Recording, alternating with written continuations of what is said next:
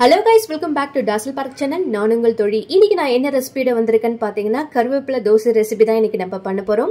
யூசுவலா பாத்தீங்கன்னா கருவேப்பிலை சாப்பிட்டா உடம்புக்கே ரொம்ப நல்லது. ஆனா நம்ம குழம்புல இல்ல பொரியல்ல போட்டாலே இத தனியா எடுத்து வச்சிருவாங்க. இந்த மாதிரி நீங்க செஞ்சு கொடுத்தீங்கன்னா வாரத்துல ஒரு நாள் கண்டிப்பா கேட்டு வாங்கி சாப்பிடுவாங்க. டேஸ்ட் சூப்பரா இருக்கும். இத பண்றது பாத்தீங்கன்னா ரொம்ப ஈஸி. இப்போ இந்த ரெசிபி எப்படி பண்ணலாம்னு பார்க்கலாம் வாங்க. இப்போ இதுக்கு ஒரு கப் அளவுக்கு நல்லா ஃப்ரெஷ்ஷான கருவேப்பிலை எடுத்துக்கோங்க. அதை நல்லா 2 டைம்ஸ் நல்லா வாஷ் பண்ணி எடுத்துக்கோங்க. தோல் உரிச்ச 4 பல்லு பூண்டு இதை ரெண்டுத்தையும் மிக்ஸி ஜாரில் போட்டு கொஞ்சமாக தண்ணி ஊற்றி இந்த மாதிரி பதத்தில் அரைச்சி எடுத்துக்கோங்க. நெக்ஸ்ட் பார்த்தீங்கன்னா கடாயில் கொஞ்சமாக ஆயில் விட்டுக்கோங்க. ஒரு 3 டேபிள் ஸ்பூன் அளவுக்கு ஆயில் விட்டுக்கோங்க. 1/2 ஸ்பூன் கடுகு போட்டு நல்லா பொரியட்டும். நறுக்குன 2 வெங்காயத்தை நான் எடுத்திருக்கேன். வெங்காயத்தை பார்த்தீங்கன்னா எந்த அளவுக்கு உங்களால் பொடியாக கட் பண்ண முடியுமோ அந்த அளவுக்கு கட் பண்ணிக்கோங்க. வெங்காயம் வதங்கிறதுக்கு கொஞ்சமாக சால்ட் ஆட் பண்ணிக்கோங்க. இதை லைட்டாக கண்ணாடி பதம் வர அளவுக்கு இதை நல்லா வதக்கி நம்ம எடுத்துக்கலாம். இப்போ இதெல்லாம் கொஞ்சோண்டு கருவேப்பிலை ஆட் பண்ணிக்கிறேன். 2 ஸ்பூன் அளவுக்கு பார்த்தீங்கன்னா கடலைப்பருப்பு ஆட் பண்ணிக்கிறேன்.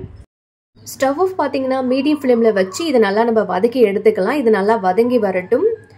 இப்போ இது நல்லா வதங்கினதுக்கு அப்புறம் பார்த்தீங்கன்னா நம்ம அரைச்சி வச்சிருக்க கருவேப்பிலை பேஸ்ட் இதில் ஆட் பண்ணிக்கலாம். பேஸ்ட் ஆட் பண்ணதும் பார்த்தீங்கன்னா நல்லா மிக்ஸ் பண்ணி விடுங்க. இப்போ நம்ம அரைச்சி வச்சிருந்த பவுலில் பார்த்தீங்கன்னா கொஞ்சோண்டு தண்ணி ஊற்றி அது நல்லா மிக்ஸ் பண்ணிட்டு ஆட் பண்ணிக்கோங்க. 1/4 கப் அளவுக்கு தண்ணி ஆட் பண்ணி நல்லா மிக்ஸ் பண்ணி ஆட் பண்ணிக்கோங்க. இதை மீடியம் ஃப்ளேமில் வச்சு கைவிடாமல் இதை மிக்ஸ் பண்ணிகிட்டே இருங்க. 1/4 ஸ்பூன் அளவு சால்ட் ஆட் பண்ணிக்கிறேன். இதை ஒரு தடவை நல்லா மிக்ஸ் பண்ணிக்கோங்க. ஹை ஃப்ளேமில் வச்சிங்கன்னா தண்ணி பார்த்தீங்கன்னா சீக்கிரமாக ட்ரை ஆகிடும். பட் இதெல்லாம் கொஞ்சம் வேகாத மாதிரி இருக்கும். இதில் இருக்கிற பச்சை வாசனை போகிற அளவுக்கு மீடியம் ஃப்ளேமில் வச்சு இந்த அளவுக்கு வர அளவுக்கு நல்லா மிக்ஸ் பண்ணி விடுங்க.